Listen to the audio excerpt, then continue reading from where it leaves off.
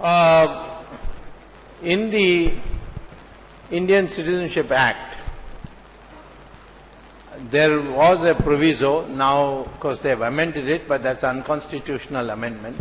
Any foreigner becoming a citizen of India will be subject to conditions, which conditions are imposed on Indians becoming citizens in their country.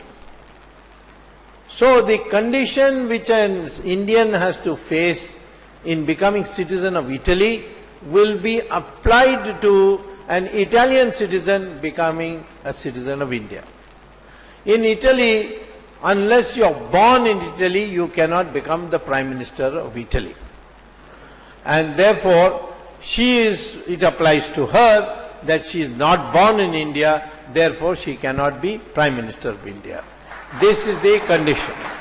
I wrote this to Abdul Kalam when he was President on the 14th of November when the results came out, that I wrote to him saying, I see from the papers that she is being proposed, but there is a legal hitch in that. Please look at it and deny her the opportunity to be the PM. Well,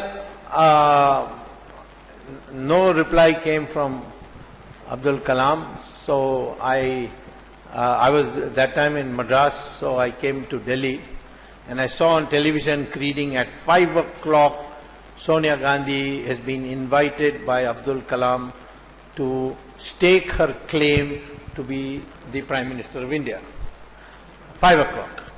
So I said, it's all over. Suddenly at 12:30 I got a phone call from the Rashtrapati Bhavan that the President wants to see you within 15 minutes. So I rushed to Rashtrapati Bhavan, which is not very far from my house in Delhi, and was there at 12:45. When I entered Abdul Kalam's room, there were all officers sitting, and Abdul Kalam said, you wrote this letter? I said, yes, I wrote this letter. He said, I got it only this morning. So I said, well, I sent it by post. The post is inefficient. What can I do?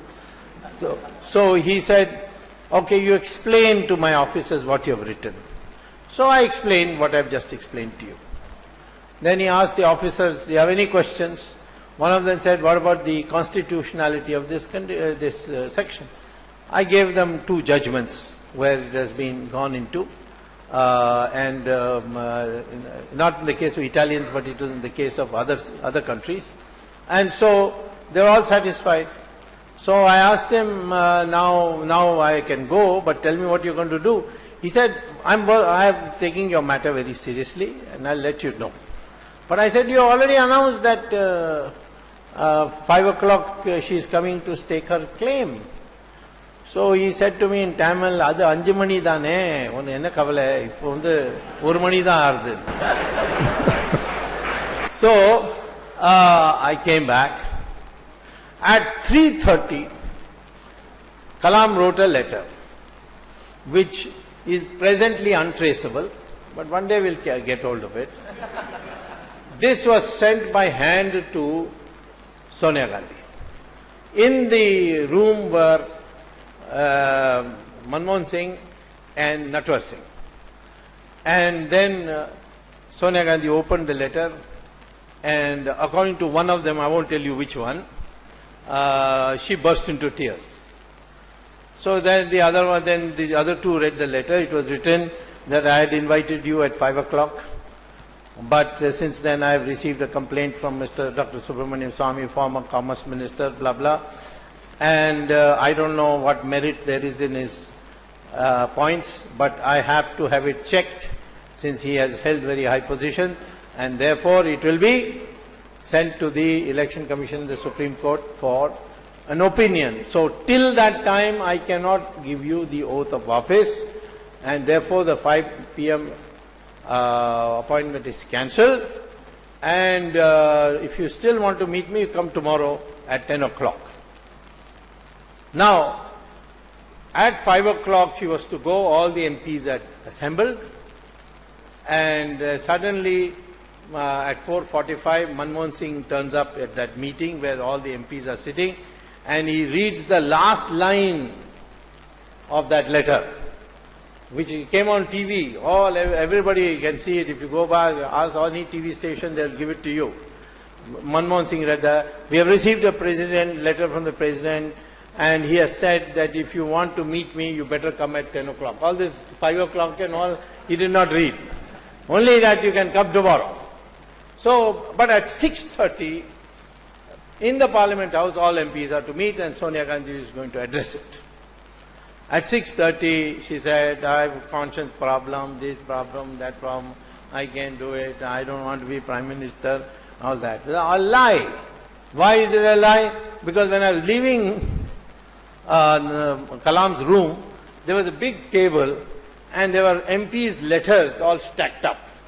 They were stacked up state-wise. So I knew immediately, because each letter had, I so-and-so, elected from constituency so-and-so, hereby propose Sonia Gandhi for Prime Minister of India. So she had collected these letters. Then I looked at the UP bunch and went through it, and I found a letter which said, I, Sonia Gandhi, elected from Rai Bareli, hereby propose Sonia Gandhi for Prime Minister of India. So what a liar she is. She had proposed her own name. When Sharad Pawar had sent her the letter of endorsement with his MPs, he said, we hereby propose Congress party to lead the government. She sent back that letter to Sharad Pawar and said, no, you write it in my name. So she could not become. Now, problem with Rahul Gandhi is, when he was born in 1970, June or something like that, at that time Sonia Gandhi was still Italian citizen. She became Indian citizen when? 1983. 1970 she was Italian citizen. Italian law is that wherever a person is born of an Italian mother, you are automatically an Italian citizen.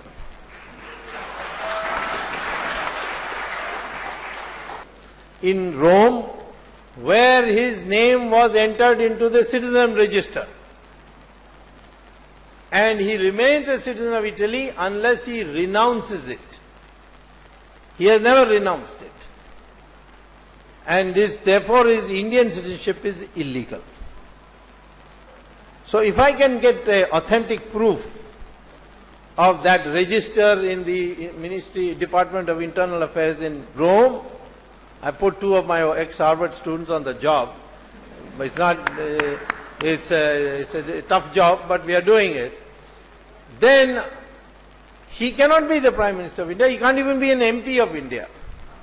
Of course, he's not going to be an MP of India because he'll lose Amethi. That I can tell you. So therefore, goodbye. If you are very fond of the Nehru family, let me tell you, we in BJP have a representative called Varun Gandhi. You can have him.